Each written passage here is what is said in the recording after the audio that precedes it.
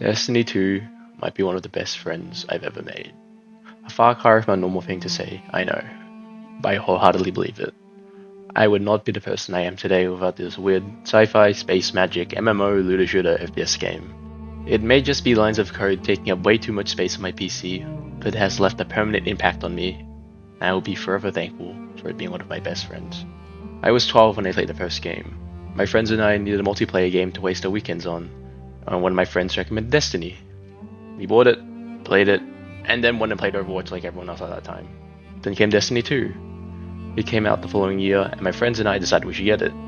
It came out and was fun enough, but nothing special. It would be in time. It begins in primary school, where I was one of those gifted children. But then my free trial of being smart expired. Being naturally smart wasn't enough anymore. I started falling behind, and soon I had terrible grades, a horrible home life, and mental issues to deal with all at once. I needed an out.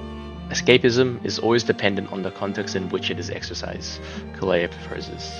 So my middle school self chose the best of the available options, spending all my time in the video game world instead of the real one.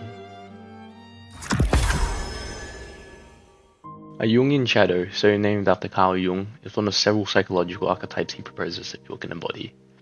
Despite the evil and dark connotation of the word shadow, the shadow archetype is not necessarily malicious.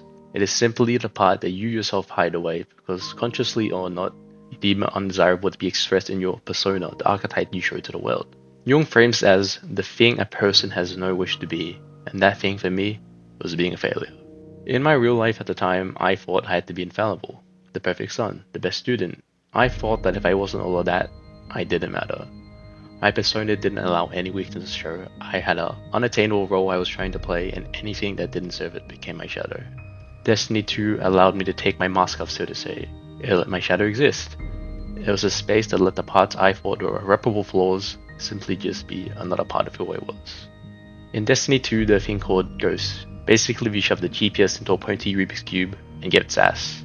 They have the ability to revive the player characters called Guardians from the dead.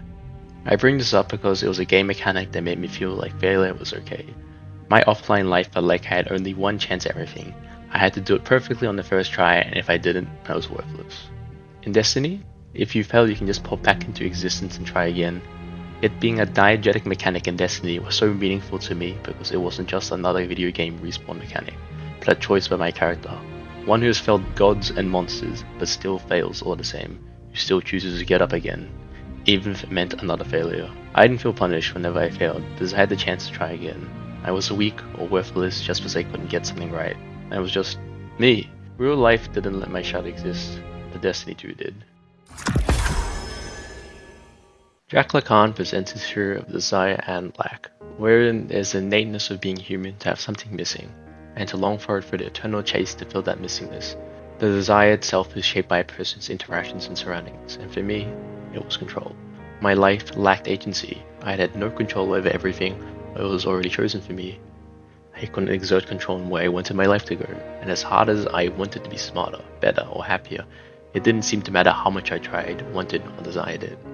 My real life lacked the capabilities to choose something for myself, so I desired to find them somewhere else.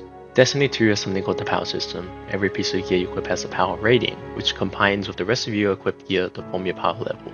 Simply put, big number adds make bigger number. A higher power level meant you could do harder missions and more challenging content. It was a way for me to achieve my desires of having control of something in my life and being rewarded for it. Unlike a lot of things at the time, when I put an effort within the game, it actually did something, even if it was just making a silly video game number go up.